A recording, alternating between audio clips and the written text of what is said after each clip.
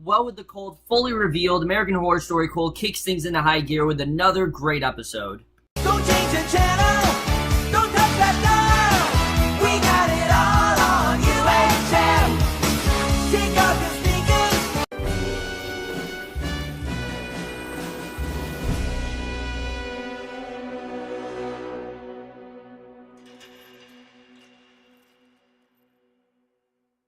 Hey guys, it's Nomad for American Horror Story Cult, Episode 5, Holes, and I was definitely looking forward to this episode, more so than most American Horror Story episodes, mostly because last week's episode, I personally think is one of the best episodes this show has ever done. I loved a lot of, basically everything about it, except for a couple things here and there. I really am loving everything about it. And this season in general, I really was looking forward to. But I was most interested in this episode because I didn't really know where this series was initially going to go after this. Now the cult was revealed, what was really going to happen. There was still more things we needed to know. And this episode, while definitely not as good as last week, I still thought was a really great episode. We really dived deeper into Kai's cult. We now know who actually is a part of the cult, what the main objective is, and things like that. And Allie, while she was in this episode, she wasn't really the main focus. So I am really liking where this season is going. But let's just get in this episode because I definitely do want to talk about it. So we start off on breaking news, and Beverly's reporting about the rising tide of terror. She asks if their children are safe and if a serial killer is loose, and Beverly's outside of Meadows' house and advising people to stay inside and lock their doors. And at the station, we see Bob tells Beverly the crime is down. There are actually holes in her story, and he asks how she's always on the scene first, and Beverly refuses to reveal her sources. Of course, we know that's because Kai is the one that put her there, but Beverly insists that the public deserves to know the truth, and Bob tells her to stop reporting fake news and give airtime to Kai because she doesn't really know what she's talking about. And again, she's still just getting pushed around by Bob, and he refused to air the tapes of Serena's murder and says that her parents are suing them for not protecting her, and Beverly points out that she was actually fucking him, and Bob tells her to shut her mouth. She's talking about how, look, I can put out all the bad press of what went on between you and Serena and all that stuff, but Bob is relentless on, no, this is fake news, you can't report about it. So he just fires her, and Beverly asks if she wants to force her to call a press conference, and threatens to say that he was sexually harassing Serena, and unimpressed, he orders her out, and then she leaves. And I thought this was a particularly very strong opening. Beverly's a character that I really am starting to love. Adina Porter's just fantastic, and I'm glad to see they're still giving her a lot to do. So later, Kai and Winter meet with their cult members, and Kai then slaps RJ when he wonders why they should care if Kai is on the city council. Kai then says that people follow titles, and when they cause enough panic, that people will actually turn to their leaders. And the only election available to them is the city council special election, which we know they want Kai to run for. And they're going to turn to Kai to basically clean up the city. That's essentially what Kai wants to do. He wants to clean up the world. And Harrison notes that people aren't scared enough, and Kai tells them they need to make the murders scarier, and Beverly warns them that people need to see the clowns, and Kai points out that she couldn't get Bob to air the Serena murder tape, and Beverly warns that Bob will never air it, and he's actually beginning to catch on to that her impartially, but it has been compromised. And Kai figures they're just going to have to kill Bob in the most horrific way possible, mainly because he's just standing in their way. Beverly needs to report on the scene, and, they need him out of the way. So Ivy then comes in and asks what she missed, and this scene basically confirms that, yes, Ivy is a part of this cult. And sure, it was a little bit jarring at first, but I'm very happy to see that. I think it really is servicing Allison Pill very well, and it makes her that much more interesting of a character. I've always liked Ivy, but especially after this twist, I really am starting to like this character. So Allie then tells Rudy about how she hallucinated black bugs on her neck, making holes in her skin, and she scratched herself raw to the point where she's got a huge scratch on her, and he tells her that she's been through a lot. Allie admits that she has a biological need to see her son Oz, and she's heartbroken and angry, and she's furious at herself for letting it happen and for being tempted, and Rudy says she's taking some responsibility, and that's the first step to actually overcome her fears. And Allie points out that now she has to live in the house alone, a house that was actually marketed by a serial serial killer, and she says she hasn't seen any police protection. She can't stay anywhere else because Ivy actually canceled the credit cards, and Allie has barely enough to live. So it feels like Ivy's just kind of taking everything from her, and figures it was like Ivy was prepared because she closed everything down so fast. And Rudy wonders if she knew her relation with Ivy was so tenuous, and I really like seeing this. You know, now that we know really what's going on between Allie and Ivy, we're looking at this from a whole new lens, and especially for Allie, we're kind of feeling bad for her because it's pretty obvious that Ivy and her don't really have the greatest relation. Ivy doesn't seem like she wants much to do with her, and like I said, looking at this through the way we have up to this point, it just really recontextualizes everything we thought we knew that was going on in the storyline, and that's something I really am loving about this season so far. So we then go back to September 2016. We see in their apartment, Allie tries to come on to Ivy, and Ivy says she's tired and they have 3 cancellations. They're digging themselves into a hole financially, and Allie then gives her a present and says that she was hoping they could actually have fun like a loving couple, and angry, Ivy then walks away. So Allie then wonders if things are strained by more than the election, and Rudy tells Allie that she can only work on what she can control, and Allie explains that Ivy actually convinced a judge to allow only supervised visits. So at this point, they are in fact separated, and you can tell that Allie is really, it's starting to do a real number on her, and it really is starting to damage her in a big way. So earlier, Allie meets with Oz at the butchery, gives him his drawing pad. She discusses his drawing and asks him to draw her a pirate, and Oz tells her that she's being weird. Allie reminisces, I guess, on this time that her and Oz played this like pirate game together, and Allie apologizes as she breaks into tears, and Allie asks Rudy to help her not lose her son. So she's very convinced that this could go really, that, Ivy's just trying to turn everyone against her, which inherently that is what's going on. Allie is very much, correct. She just doesn't really know the real scope of everything and how long Ivy's really had involvement in all this. She doesn't know about the cult, she doesn't know about any of that stuff, and, I think definitely, this is really going to destroy Allie. It's already destroying her, but I think she's going to be even more destroyed by the end of the season. So Ivy then drives home and talks to Oz, who asks to stay with his friend Jeremy, and Winter is with Ivy and asks if everything's okay, and Ivy assures her that Oz is great. And I have to say, now that we know what's going on with Winter, Winter is a much better character. You can totally understand where she's coming from now.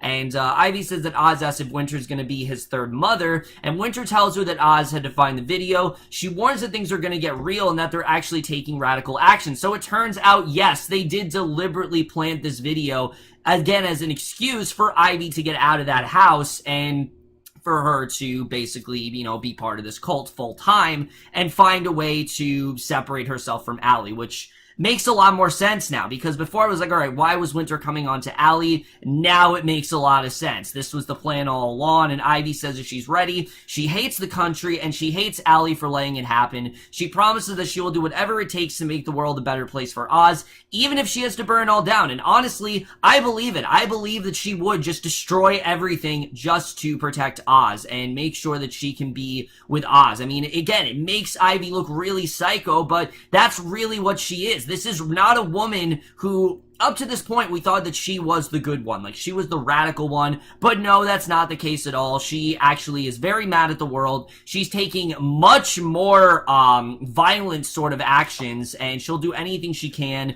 to be with Oz and get him away from Allie, and it seems like, she really does mean that. So Winter strokes her arm, assures her that she'll do great, and the two women arrive at the lot where Kai and the others are there, and their scenes, the cult scenes, were easily the best scenes of this entire episode. Now that we know who's in the cult, it just, again, really is enhancing the story overall. It's getting us to understand these characters a lot more, and he gives them instructions on how to make the murder look as satanic as possible. So in his home, Bob goes down to the kitchen in his underwear, and remember, the reason they're committing all of these unspeakable crimes is to really gain a reaction, is to gauge a reaction out of the crowd, and to show the crowd that, yeah, this is a problem. So Bob goes down the kitchen in his underwear. The cult members are wearing their clown costumes. They break into the house. They knock Bob to the floor. One of them records the entire thing on video. He grabs a knife. They easily disarm him, and then they knock him down again. They start chanting in Latin, and Bob then says that he has a gimp in the attic, and no one will take care of it. And once they gag Bob, the group goes upstairs. They find the gimp hanging from the rafters by hooks through his skin,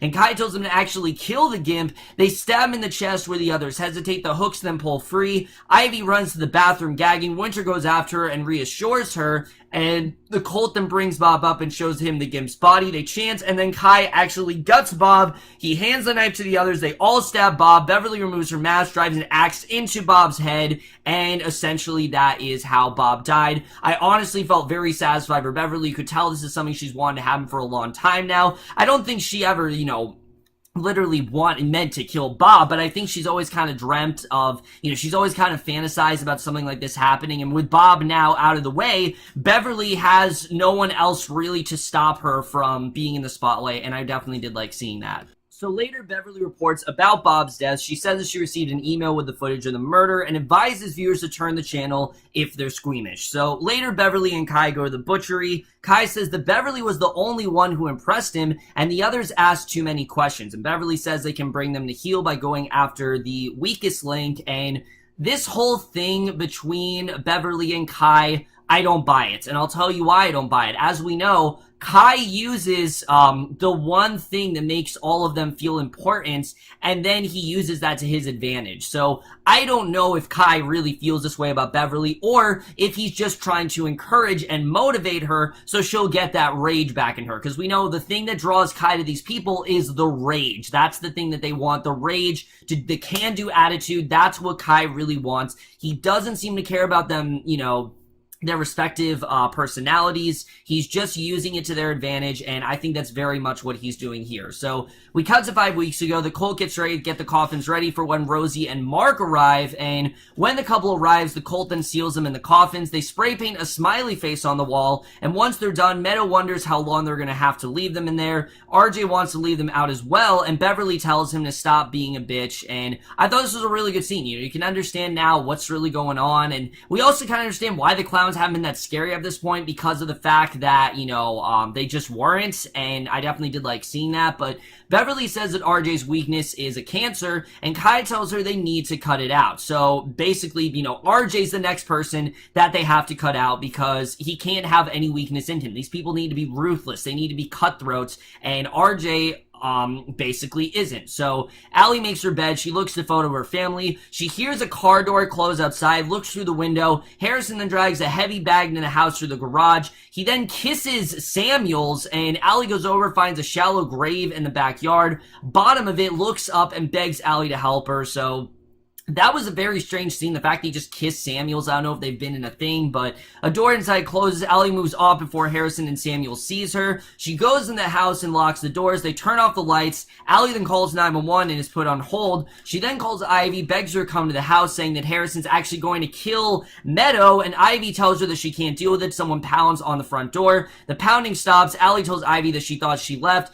Meadow then pounds on the window, saying that they're coming for her, and that's a sick cult, and everyone is in it, including Ivy. So someone then grabs her and drags her away. Allie closes the drapes and then hangs up the phone. So this part, I couldn't really tell, is this actually staged, or is Ivy actually in trouble here, or is this just the cult acting as if something bad's happening to Ivy? I really couldn't tell. But when Harrison and Samuel return to the Wilton house, they tell Ivy that Meadow is with a friend, and Beverly says that Kai sounded weird. Kai comes in, and Winter tells him that they're up 10 points, and everyone applauds. Kai says that it's not enough, and he needs to get 50% of the votes, or there'll be a runoff. Remember, he needs whatever he can to win for city council. So he tells them that he feels resistance and dissension, and says they need to be strong and ruthless. And he leads everyone to the basement, says that they have an opportunity to ascend to greatness, and RJ is then tied up, and Kai says that he's bringing them down, and Gary figures that RJ will testify against them for immunity, and Beverly says that RJ is never the one to do the hard thing, and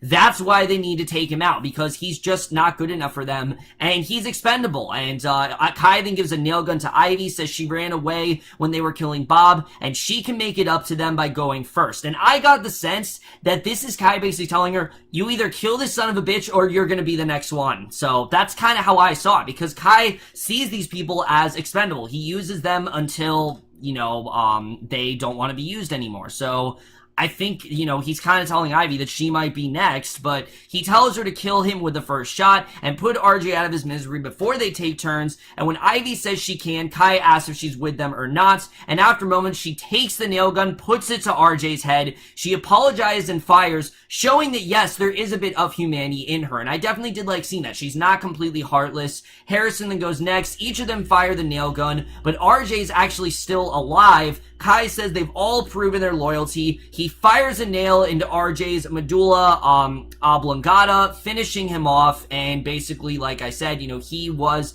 very much dead weight. He wasn't doing what they need him to do, so they killed him off. And I think this is really Kai kind of warning all of them and making an example out of RJ, saying, look, this is what's going to happen to you if you're not doing what I need you to do. If you're not strong, if you're not ruthless, you're going to end up just like him. And I thought this was a particularly strong scene for that reason in general. So then we get to the ending here. The ending of this episode I thought was really interesting because Kai asks Beverly what scares her the most. And it's very similar to like the first scene with Winter and the scene with Harrison. But Kai asks Beverly, says that she wants to know who Kai is for real because everyone else he kind of puts on a mask and just says something that would, be for their benefit. And he says that he is whoever she needs him to be. But Beverly wonders if he killed his parents. And Kai says that he doesn't talk about it. She tells him that secrets make him weak. And after a moment, he actually tells her that his parents died 3 years ago. And his father, Scott, was a lawyer whose motorcycle spun off and he ended up in a video game. So we then get to 2014. We get a pretty big scene here where Scott complains that Kai spends all of his time in the basement. He reminds his son that he paid for Kai's degree in religious studies. And when the mother, Julia, serves tacos, Scott complains that spicy food gives him reflux. Julia says that she used mild salsa, and Scott asks who she's fucking. He doesn't care that Kai is in there.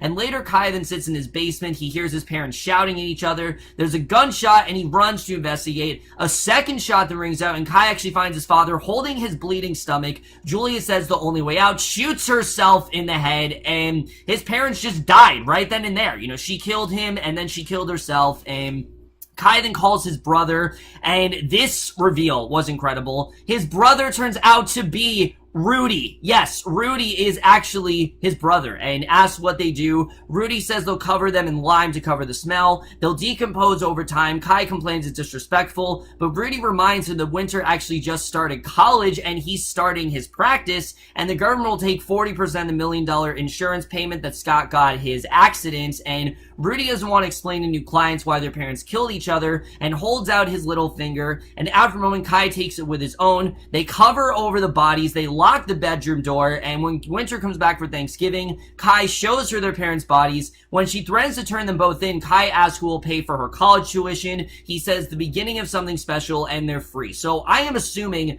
this was basically the interworkings of the cult. This is how it all kind of came together, how he came up with this idea. And I think Winter's kind of been there from day one. But then we get to the ending where Kai tells Beverly that they're all still there. Sometimes she talks to them. He promises his mother that someday he'll be someone for her and make her proud. Kai then breaks into tears. Beverly takes him by the shoulders. And that is the way this episode ends. So overall, guys, a lot of interesting stuff here and a lot of shocking stuff. First of all, let's talk about this last scene, because I think a lot of people are going to be contemplating, is this real, or is this just Kai doing what he does, manipulating these people into believing something that's not true? Is he just trying to play to Beverly's emotion? What's he really doing here? In my opinion, I think this is true. I think the reveals that we got here were too big for it to not be. I think the fact that Rudy is Kai's brother, that is very interesting information. Again, I think it's valid information and it makes a lot of sense because Rudy, constantly is going to Allie, he's going over to Ivy, and I think he's trying to drive these two apart. I really think that's what he's trying to do. I think he is very much in on it. I think he's been on it from the beginning, and I'm interested in seeing how that plays out. But I think it'd be even more interesting if Rudy's not in on it, because if he's actually, I don't want everyone to be in the cult. I'll say that right now. I don't want every single character to be in the cult because it just gets too overcrowded. It just becomes a little bit too predictable, and there's not really any sort of suspense because we know everyone who's in the cult. So I'm hoping that Rudy actually isn't in the cult. I'm hoping that he actually is sincere when it comes to Allie, but knowing the show, I don't think that's the case. I'm definitely interested in seeing what they're gonna do with that, but now knowing that Rudy is Kai's brother, again, it really changes things up. I'm looking forward to seeing what's gonna happen there. It makes sense why these two haven't shared a scene yet, so I'm definitely interested in seeing how that's all really gonna play out. As far as Winter, I took it from this episode that Kai and Winter have kind of been in something for a long time, and right now it's just kind of started finally going somewhere. I feel like Kai's always had this idea, but he's just kind of been waiting for the right time, and now that the world is in complete chaos, now it feels like, alright, this is the time to just jumpstart the cult, and I think it's been something that these two have been planning for a while now. I think Winter's been very reluctant about it, but I think given what Kai's been through, given what he said in that flashback, I think very well that is when he actually started this cult. And I think, again, that is definitely very interesting stuff. I'm looking forward to seeing really where that's going to go. And I do think it is very much true. But the real question is, does he actually care about Beverly? Or is he, again, just trying to play to her strengths? Is he just trying to motivate her? I'm really not sure. But I do think the scene with him killing RJ is definitely something to think about, because I think if someone else, we've already seen, if someone turns weak and they don't want to fight, Kai's just gonna kill them. He's gonna end them right then and there because they're no longer of any use to him whatsoever, and he's doing whatever he can to win this campaign. And we very much see that is Kai's goal. His goal is to invoke fear into everyone, so he will have better poll results, and he will have a better chance of winning the campaign. And honestly, no, it's not that bad when it comes to an election, but when you're a politician, those are the kind of things you do. You are very cutthroat, you are very manipulative, and you're not very, honest. Honesty is not really a thing when it comes to, being in any sort of, when being a politician. Lying is a big part of being a politician. Manipulation is a big part of being a politician. Deceit, all that stuff, I think is very much, categorized into being a politician. I think that's exactly what Kai wants to do. He wants to run for city council, and again, I like the way that we reiterated that here. Really, my only thing with this episode, right off the bat, Harrison and Samuels, I don't really get what's going on here if these two are now in a relationship. I'm guessing Samuels is in the cult. I guess it makes sense, the way that's planning out. I don't really understand Meadow, what was the whole point of that? Was it just to scare Allie? I'm not entirely sure. I do like what we're getting with Ivy. I think all that stuff is definitely very interesting. With Ivy, you can tell she will do whatever she can to keep Oz away from Allie, and she very much just want to get away from her for a while now, which, I don't blame her. Her wife's kind of crazy, but seems like Ivy is just as deranged, if not more deranged, as we saw in this episode, but she does have a bit of morality, and that's something I did like. She's not just pure evil. She actually does have some sort of moral compass, and I am definitely glad to see that. I like that they aren't just making her, complete evil, because I think that wouldn't be nearly as interesting. Kai is, I guess, kind of pure evil, but, Winter in general, Winter as well, I'm really liking her character, and her and Ivy's relationship is definitely very interesting to me. Like I said, really my only complaint in this episode is really the pacing. The pacing of this episode was very weird. Sometimes it felt like Allie really wasn't a huge part of it.